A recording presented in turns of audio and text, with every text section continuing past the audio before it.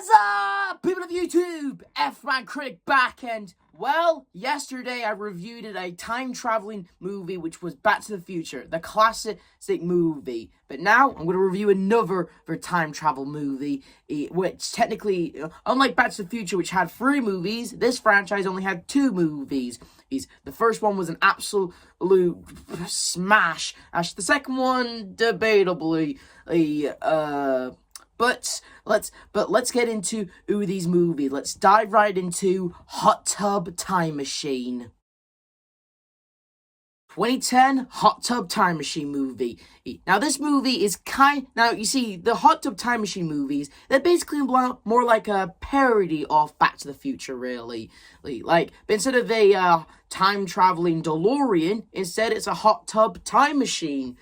Basically, like 3 friends and plus a nephew from one of the characters who has no dad, and like, they go into like an old wilderness.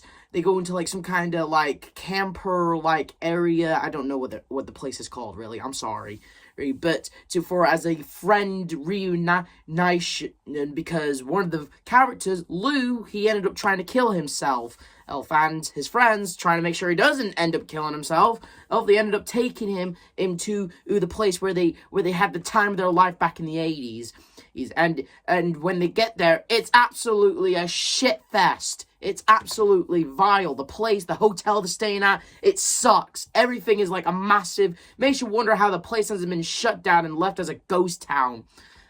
And the only thing they got going for it was the hot tub. And when they all are drinking and partying their asses off, and honestly, in a very awesome, cool montage of them getting hammered, wasted in this hot tub, it was absolutely awesome. But when they wake up the next day, they realize the hotel is completely different. It's all 80s themed. And for those of you who are a massive like 80s fan and or at least nostalgic for the 80s touch, this movie is definitely for you because of like so many references and callbacks to classic 80s stuff, and like it's all there. And it's really, really funny, especially with all these guys who although they look like their grown-up selves, every time they look in a mirror they see their teenager selves, and that's actually a really cool thing. Instead of them recasting them and their recast has to play their roles, instead it's more likely we, the audience, still see them as them, but others around them and their reflections see them as their younger selves. And I think that was kind of funny in a way. And they piece together that it's a hot tub time machine, and because of their little bender last night, some guy who's supposed to be the hot tub fixer, but really he's actually the time traveling explainer guy who tries to tell them about like this guy. He's very he tries to play off as the vague time traveling explaining wizard dude who's just trying to use his time travel knowledge of not changing the past as a way of fixing the time machine, when really he's just basically a dude who's a time traveling wizard who's just telling these guys don't fuck up the past. But like Back to the Future, or they end up trying to fuck up the past a little bit. Like, for example, Adam, he tries to make things right out with this one girl that he dated and liked and think that there might be a chance, but the bitch stabs him in the eye with a fork. Or Jacob, the nephew of Adam, he wonders, hey, wait, I was born in this decade, and my mom, and he actually runs into his past mom. He's all like, what if I was conceived this weekend? And that's basically the mystery of Jake. And there's also a joke in the movie where there's this guy who had one arm when they first met them, but when they go back in time, he has both of his arms again, and there's a running joke where he might lose it, and he ends up losing it. That's actually kind of a funny joke, how many times he keeps going into these scenarios where he might lose the arm, and Lou is all if that arm doesn't come off, I'm ripping it off myself. Lou's words, not mine. And it's basically it's all funny. It's all just one big joke and a bit of a parody on Back to the Future in a very funny 80s way, and it really does take you back to the past on that, pun intended. And it really was a fun movie. I did like the group. I did like Adam, Jacob, Nick, and Lou, they were all great I thought they were all really fun characters. As Lou, he sometimes gets laughs out of me, even if he's Lou the Violator. That's a one. That's his nickname in the movie, apparently. And when the time machine's all fixed up, Lou decides to stay in the past and do what Marty and Doc did not want to do in Back to the Future 2. Basically, take all of his knowledge and shit he knows from the past and the future and apply it to the past, making Lou a fucking millionaire. Would have done the same, Lou. Would have done the same, actually, because this dude, he decides to stay in the past and take all of his knowledge from the future to apply it to the present, or at least the future, present, or whatever, and he manages to, like, become an absolute millionaire. And we also learn that Lou is actually the father to Jacob, and honestly, the way how it was, like, shown and stuff, I can't show you it, but it was pretty damn funny, actually. And yeah, and Lou, he pretty much has a second chance at life. He's now rich. He's pretty much the father of the internet. He owns Google, which is now called Loogle, I believe it's called in the movies. And everyone on Nick, Adam, they all live like happily ever after because they're all rich. Because in the beginning of the movie, their lives sucked. But in this movie, they're all freaking rich and one big happy family together. And all because of a hot tub time machine. And holy hell, what a ride it was. What a splash of fun, of nostalgic 80s stuff, and funny jokes, and with fun characters. It really was a fun movie. Like, I certainly had a blast watching it for my first time. I mean, this summer, even though I should have reviewed this movie in the summer, but I got sidetracked with the Hilda comics, I just wanted to review this movie in the summer, because this was the movie I was watching all summer. Okay, and I definitely enjoy this movie. Its sequel, well, 5 years later, we ended up getting Hot Tub Time Machine 2, the sequel that not a lot of people were asking for. A lot of people said that the first movie should have just stayed its own standalone movie. I mean, where can you go from everyone being rich and happy in the end to what happens in the sequel? And yeah, you got some fair argument, you got some fair points there, but I'd be lying if I said I didn't enjoy this movie, because I did enjoy this movie. It's got a fair share of good laughs, and sure, it does kind of like contradict the ending of the last movie, but it was still, I still had a blast with this movie. I still had a fucking ride with this movie, and it did get a few good chuckles out of me and a few good laughs, and sure, it's not as good as the first. No sequel is ever good as the first, but it was still a fun movie that I did have a fair share of good laughs with, and I did like how the characters moved, because, like, in this movie, Lou, since he used all of his knowledge of the future to apply them to the past, making him rich and stuff, of owning Google, known as Loogle, and being the father of the internet, he's having a blast. He treats all of his co-workers being all he's all like, I'd rather take a shotgun blast to the dick and just bragging to all of his co-workers and workers that how he's all rich. It's because of the hot tub time machine, but they don't know it. Nick, he's doing fine as a successful musician, and although he does have a bit of marriage problems. And as for Adam, he's not in the movie. The actor who played Adam in the first movie did not come back to do the second movie, so he gets replaced. Well, technically his actor does appear in the movie, but I'm going to get to that. According to the movie, Adam was taking a finding himself sort of journey or something like that. I don't know. Oh, just a fancy way of saying why he's not in the movie. Although they do talk about him a lot in the movie, he's not in the movie, but we're going to get to that soon. And anyway, Adam and Jacob, on the other hand, well, he does have a decent set of life, unlike how he had with his uncle in the last movie.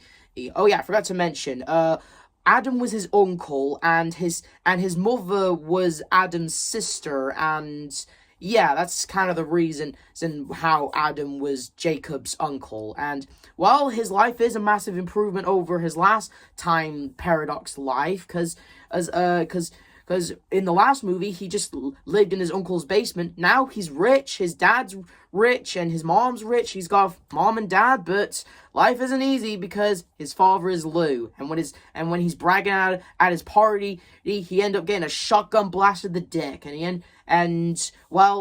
Nick and Jacob, they end up taking him to the time machine, in which apparently, like, since the last movie was technically just a parody of Back to the Future, this movie actually did reference Back to the Future, because apparently when Lou got the time machine from the cabinet from the hotel, he told in a bunch of terrorists that he was gonna, like, he just basically did a Back to the Future, really. Good thing those terrorists didn't see Back to the Future, so he ended up stealing time. And just like the last movie, they ended up having a bitchin' montage of them getting hammered, at the same time going back in time to prevent Lou's killer. But they end up don't going back in time. Instead, they go further in time, 10 years in the future. Another reason why I wanted to review this movie, because they end up traveling to 2025. Pretty much, it's kind of like what they did with Back to the Future 2 in a way. But instead of like so many holograms and retro restaurants and with ridiculous outfits that the people wear, instead it's pretty much the same. Only difference is that technology has improved big. Apparently dogs have floating cylinders, frisbees that they can use for transportation, and apparently drugs have been improved big time. And it's kind of funny. Anyway, they ended up meeting at Adam's because they think Adam might have been responsible for Lou, but they don't meet Adam. Instead, they meet his son, who is also named Adam. Apparently, that crazy bitch in the last movie who stabbed Adam in the eye, apparently she ended up getting pregnant with Adam's kid before she stabbed him in the eye.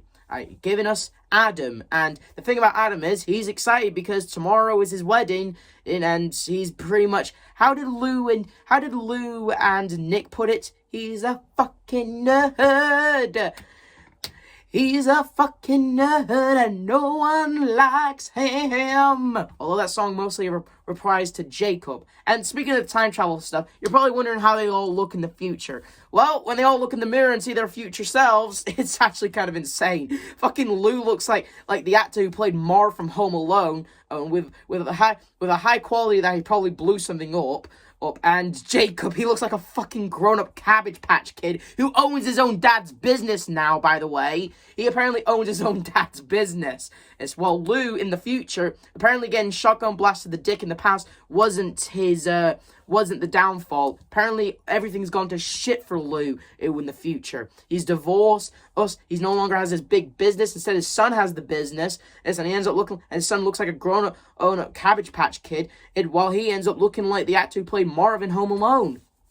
And it's insane. And he's just trying to find his killer. Basically, the whole deal in the movie is that they're going to try and find Lou's killer before he goes back, because they get an explanation from the hot tub of Fixer himself. And basically, like, what happened is they figured that someone must have used the time machine to go back in time to kill Lou then. And they have a few suspects, and after experiencing some shit that happens in the future, like how TV is apparently crazy now, and very insane and very harsh to children and people, and just all in all, TV nowadays, although it sounds interesting, it really is a massive, like, what the fuck happened? And it's really, really, really crazy. And eventually we find out that Adam's kid, who is also Adam, was Lou's killer. Apparently, when they were figuring out who could have been the killer, and when Lou was going through, like, his character thing, because Lou, he goes through this whole thing where he's apparently a virus. He hurts people in the future. He hurts people around him, and how he F's up everything. Lou goes through a bit of a character progression in the movie of how he learns how he can actually affect those around him. And like take Adam, for instance. In the beginning of the movie, he was all happy, he was all jolly, he was down to help his Uncle Lou. He was down to like be there. He was all sober, he was all clean, he had a nice fiancée. But apparently, during the entire investigation, Lou ends up taking him on a bender. He ends up getting him effed by a dude on the reality show that's in the future. And Lou ends up banging his fiancée, and that's what motivates Adam to go back in time and kill Lou. And when Lou, Nick, and Jacob ends up confronting Adam. Lou accepts his whole thing, and it actually accepts the shotgun blast to the dick. But Adam rejects it. He doesn't want to do it. And characters wrap up and stuff like that. And remember when I said that the original actor who played Adam does appear?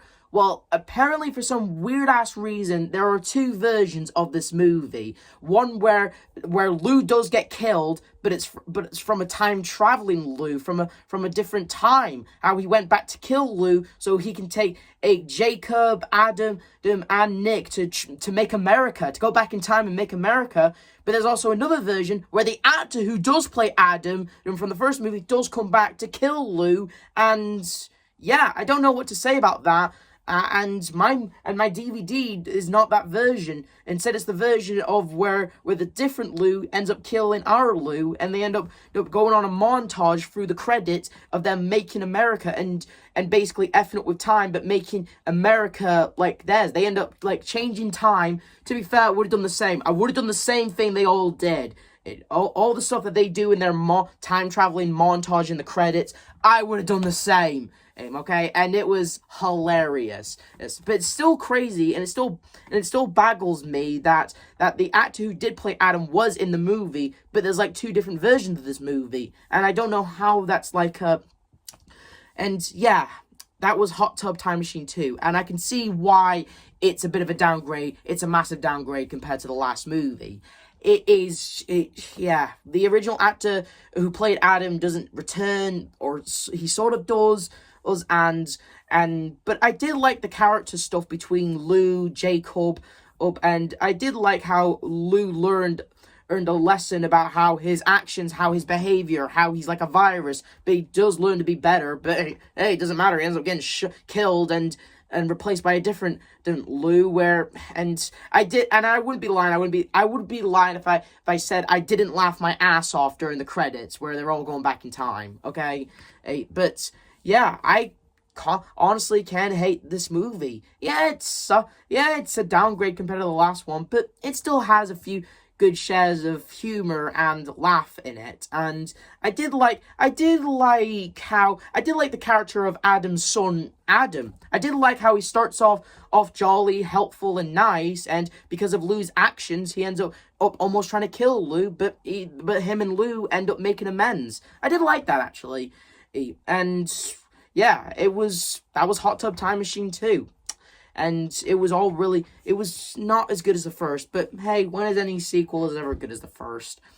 I did like how they go back. I do like how they go in the future to 2025. That was a good one. But other than that, though, not as good as the first, but still worth a watch and a chuckle. And yeah. The Hot Tub Time Machine movies, they're a fun parody of time travel movies, and a decent movie you can watch during the summer. I definitely had a fun time during the summer watching these movies. And this is the F-Man Critic telling you to like, subscribe, hit notification, and I'll see you guys next time. You're a freaking nerd!